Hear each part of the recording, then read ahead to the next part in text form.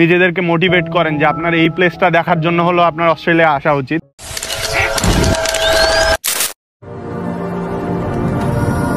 I see an amazing place. Feels like a dream. A place of many wonders and full of life.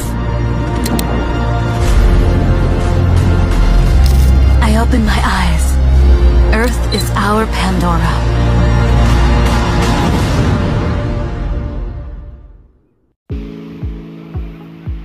আপনারা যারা স্টুডেন্টদেরকে Australia আসার খারাপ দিকগুলো নিয়ে বলেন, তাদেরকে আমি বলবো যে আপনারা স্টুডেন্টদেরকে অস্ট্রেলিয়া আসার ভালো দিকগুলো সম্পর্কে বলবেন।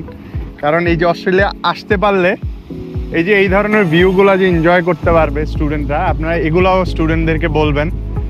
কারণ কেউ আপনার রিজিক খাচ্ছে না, কেউ যদি অস্ট্রেলিয়া চলেও আসে আপনার রিজিকে কোনো হ্যাম্পার হচ্ছে না, বা আপনার পার্মানেন্ট রেসিডেন্সি পাওয়ার ক্ষেত্রে কোনো সমস্যা হচ্ছে না। আপনার যদি রিজিকে থাকে আপনার পার্মানেন্ট রেসিডেন্সি পাওয়া যাবেন। কিন্তু আপনি যদি মাথায় এই জিনিসটা নিয়ে ঘুরেন যে আমার একজন কম্পিটিটর বাইরে গেল, তাহলে আসলে দিন শেষে দেখবেন যে আপনার পিআর এমনিতেই হবে না।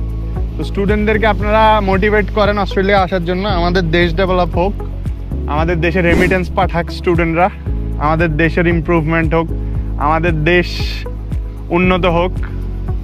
তো অনেকে বলবে যে দেশ মেধাশূন্য হয়ে যাচ্ছে, আসলে দেশ মেধাশূন্য হওয়ার কিছুই নাই। যে অস্ট্রেলিয়া আসবে সে তার নিজের পার্সোনাল চয়েস থেকে আসবে, কিন্তু তার হয়তোবা অস্ট্রেলিয়াতে সে এখানে আইসা নিজের ক্যারিয়ার ডেভেলপ করবে, কিন্তু তার মাথায় একটা জিনিস সবসময় কাজ করবে যে আমি আমার দেশের কিভাবে ডেভেলপ করতে পারি, আমার দেশকে কিভাবে আমি আগে নিয়ে যাইতে পারি। এই জিনিসটা সবার মধ্যেই কাজ করে, নট অনলি আমার মধ্যে। আমি যারা এই যে বাংলাদেশে যখন এই ছাত্রদের আন্দোলন হইলো, যখন শেখ হাসিনা সরকারের পতন ঘটলো, তো ওই সময়ে আমি দেখলাম যে অনেক স্টুডেন্ট যারা হুন্ডিতে টাকা পয়সা পাঠাইতো, বাড়িতে কিছু অল্প পরিমাণ টাকা পাঠাইলেও তারা সেটা রেমিটেন্সে পাঠাইতো, যাতে দেশের আস্তে আস্তে গ্রোথ হয়, দেশ যাতে ইমপ্রুভ হয়।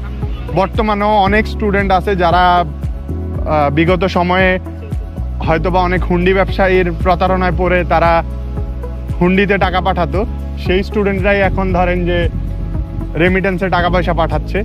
তো এই জিনিসগুলাই আসলে একটা মানুষের নৈতিক দিক প্লাস একটা মানুষের ক্যারিয়ারের গ্রোথ সব কিছুতেই অবদান রাখে। তো যে অস্ট্রেলিয়াতে আসতে পারতেছে সে অবশ্যই অস্ট্রেলিয়াতে আসার পরে তার মাথায় থাকে যে আমি আমার দেশের কিভাবে ডেভেলপমেন্টে অবদান রাখতে পারি, আমি কিভাবে আমার দেশটাকে হয়তোবা কিছুটা হলো অস্ট্রেলিয়ার মতো ডেভেলপড একটা কান্ট্রিতে পরিণত করতে পারবো।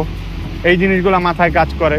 তো আপনারা যারা স্টুডেন্টদেরকে ডিমোটিভেট করেন, আপনাদেরকে বলবো যে স্টুডেন্টদেরকে অস্ট্রেলিয়া আসার এই সব বেনিফিট সম্পর্কেও বলবেন।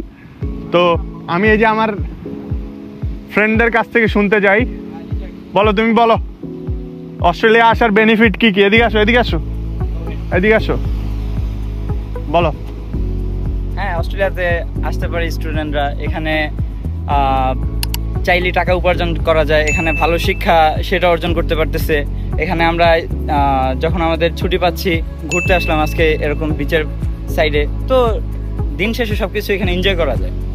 তো আমি বলবো যারা উন্নত এবং ভালো একটা দেশে আসতে চায় পড়ালেখা করার জন্য, তারা অস্ট্রেলিয়া চুজ করতে পারে। আর যারা অস্ট্রেলিয়াতে আসার ব্যাপারে স্টুডেন্টদেরকে ডিমোটিভেট করে তাদের জন্য কি বলতে চাও তুমি? না, আমি বলবো নেগেটিভিটি না ছড়ানোর জন্য। অবশ্যই আমাদের উচিত পজিটিভিটি নিয়ে কথা বলা, এখানে যে ভালো দিকগুলো আছে সেগুলো তুলে ধরা। এটা সকলের জন্য ভালো, যারা চাচ্ছে এখানে আসার জন্য তারা যেন তারা আরও উদ্বুদ্ধিত হয় এখানে আসার জন্য।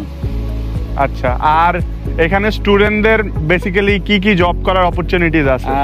এখানে বলতে গেলে রিটেল ইন্ডাস্ট্রিতে অনেক ধরনের জব করা যায়, যেমন কোলস এবং উলওয়ার্স এই ধরনের ইন্ডাস্ট্রিগুলো আছে।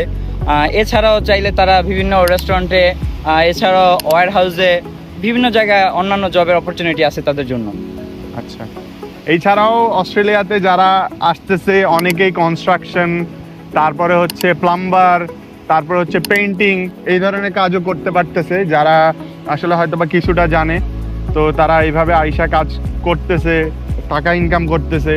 তো ওইসব কাজে আসলে টাকা পয়সাও অনেক বেশি। তো যাদের আসলে চিন্তাধারা আছে যে এইখানে আসার পরে অনেক বেশি টাকা ইনকাম করবেন, তাদের জন্য বেস্ট পথ হচ্ছে যে আপনারা অস্ট্রেলিয়াতে আসার পরে আপনারা চেষ্টা করবেন যে কোনো কনস্ট্রাকশন, প্লাম্বিং অথবা অন্য যেই ধরনের কাজ আছে এইসব কাজে ঢোকার জন্য, কারণ এইগুলাতে অনেক টাকা আছে, আপনি যেটা আসলে বাংলাদেশে থাকা অবস্থায় আপনি চিন্তাও করতে পারবেন না। এই ছিল আজকের ভিডিও, নেক্সট পার্টটা আপনারা দেখতে থাকেন। সবাই ভালো থাকবেন, সুস্থ থাকবেন, আসসালামু আলাইকুম।